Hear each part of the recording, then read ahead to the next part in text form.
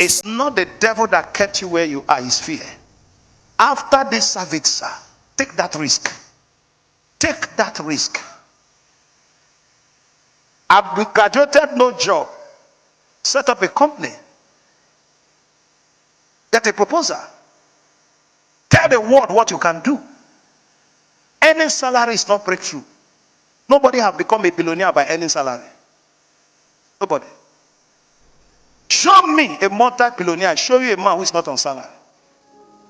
How come some of you want federal government job? You want to be sent to schools where you don't want to go to school. Why do you want federal government job? Why are you pushing for that teaching job? It's because you don't want to work. The greatest problem in this part of the world, we want to earn salary for work not done. For work not done. Because to a typical white man, for every kobo I earn, I should work for it. A typical Nigerian, why should I work for my money? I believe God that someone here will take a risk. After 4 years of leaving university, you are still looking for a job, simply means you are not properly taught in the university. No graduate should be looking for a job after 3 years of graduation. Pastor, what do I do? Think. Be creative. Let the knowledge imparted in you create something to solve a problem that will give you money. What's the definition of poverty? A man is poor because he has no service, he has no product. That's why you are poor. And a man is rich because he has service, he's rendering, and he has products that the world is looking for. The richest man in the world today, Jeff, Amazon, does not have a physical shop. But today, he's the richest man. Why? He connects buyer and seller and gets his commission. That's what he does. During the period of lockdown, he made billions of dollars in one day. You can't say you are a graduate, you are looking for a job for 7 years, you have a problem. Create job. Start from where you are. Uber is somebody's stuff. Uber does not have a taxi. Get drivers and passengers connected and get his commission. A lot is happening today that sitting down in one office with tie is not in vogue. Whether Shell or Chevron, it's not in vogue. You were sent to school to create wealth, not to look for a job. Now hear me, all of you, hear me. Hear me. Sometimes you see online that people should apply to go to Canada for jobs. How many of you have seen it? That you have jobs in Canada.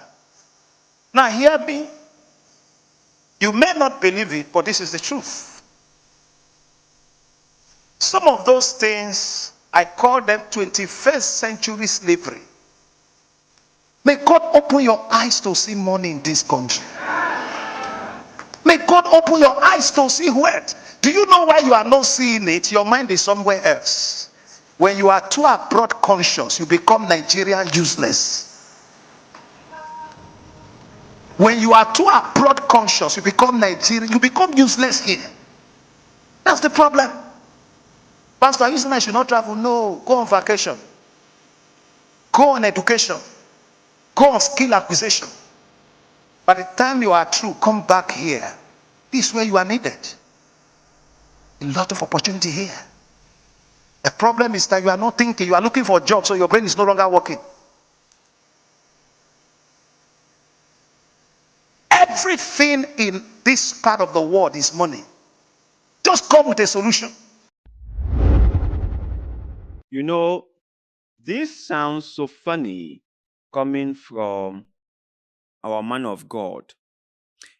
By the way, before I even give you my own take, let me hear your opinion in the comment section below. After hearing what our daddy, Pastor Charles Osazuwa, said in this video, what is your take? Let me hear your own opinion in the comment section below, because like always, I love hearing your takes. And I know sometimes your takes are different from mine. I appreciate it, okay? I think in order for us to have a vibrant community, in order for us to have a community where everyone's opinion is as important as any other person, it's always a great thing for us to share our thoughts and opinion. It's always a great thing for us to put our own ideas out there and then have a listening ear towards other people's opinion. I think if we live by this principle, we will have a very healthy community. And that is something I really, really love.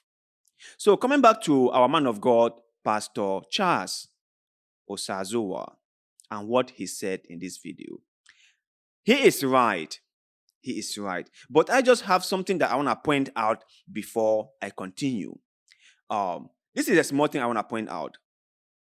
It's so strange, right, that this kind of thing will be coming from him, okay, who has been one of those preachers who have put fear at the center of their message.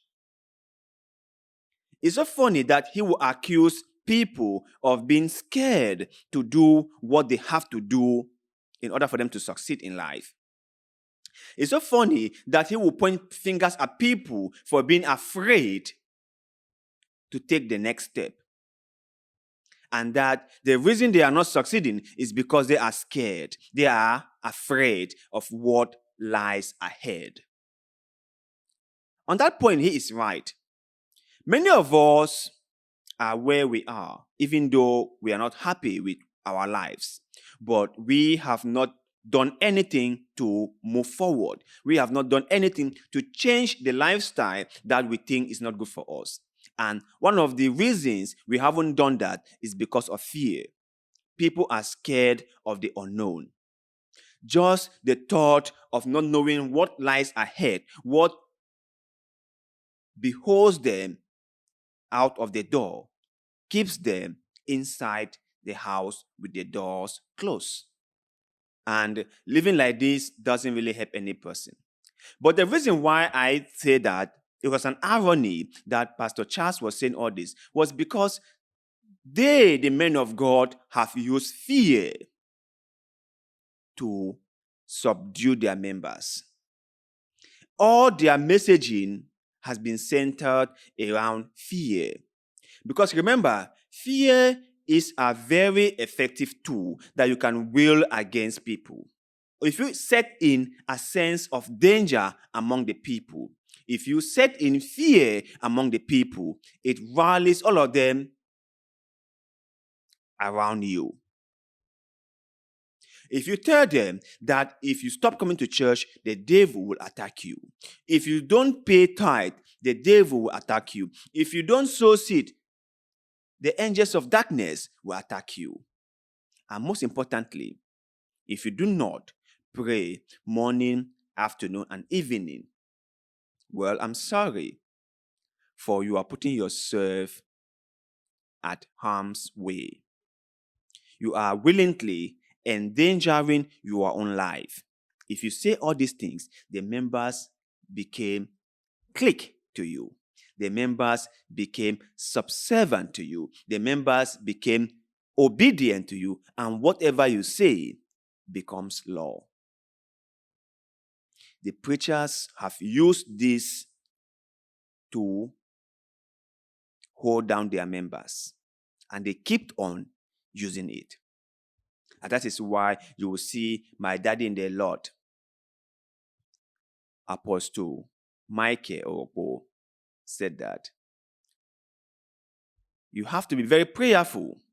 You have to be very, very steadfast in the Lord. You have to be very, very steadfast in the Lord, because there are people out there who are just there waiting for you to come out so that they can harm you.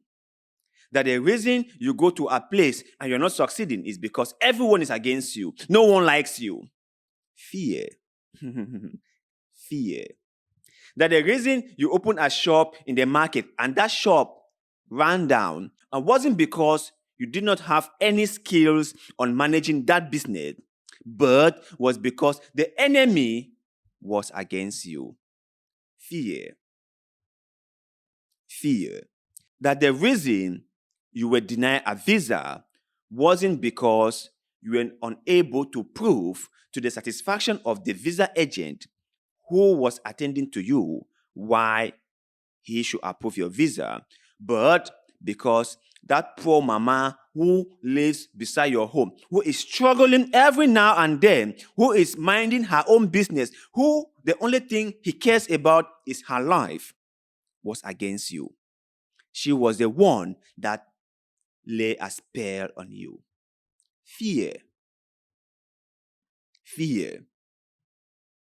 The men of God have used this fear to override their members, to make them as obedient as anything. And it's so shocking to see Pastor Charles coming here to say the members are scared of doing anything, and that is why they are not succeeding. It's strange. It's scary. And let me just point out one more thing. There are many people who have jobs, who have salaries that they are able to survive on those salaries. Not every single person must become an entrepreneur. Not every single person must become a multi-millionaire or multi-billionaire. And not every single person wants to be rich to the standard that you are. Not everyone is measuring their lives to your standard. Not every single person see you as a standard of measurement that they must meet up to. Everyone has their own lifestyle. Everyone has their own measurement. And everyone has the things they want in life. Not everyone envy you. Not everyone wishes they become you. Not everyone.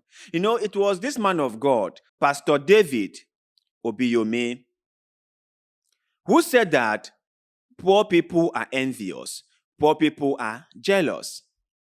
As if the negative emotion of envy and jealousy is only associated to poor people. This is what the man of God was saying. Someone is envious when they are poor. Someone is jealous when they are poor. How can a man of God say this? How can a man of God belittle struggling people?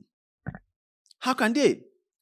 Does he think that all those people who are poor wanted to be poor?